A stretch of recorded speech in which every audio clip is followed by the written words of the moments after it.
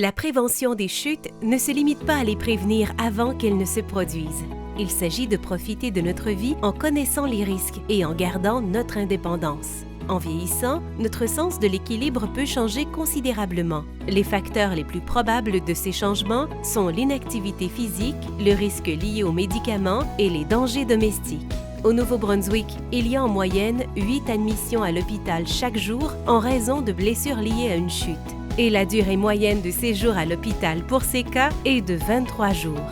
Nous pouvons éviter cela en connaissant les risques et en prenant des mesures pour les réduire.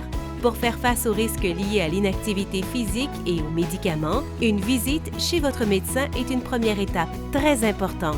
En ce qui concerne les risques domestiques, la liste de contrôle de sécurité domestique de Trauma NB est un excellent outil que vous pouvez utiliser pour identifier les risques dont vous ne vous rendez peut-être même pas compte.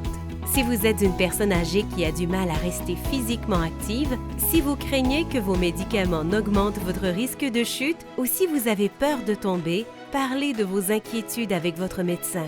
Visitez le site parlonschute.ca pour accéder aux outils que vous et votre médecin pouvez utiliser pour réduire votre risque de chute grave. Cet automne, parlons des chutes.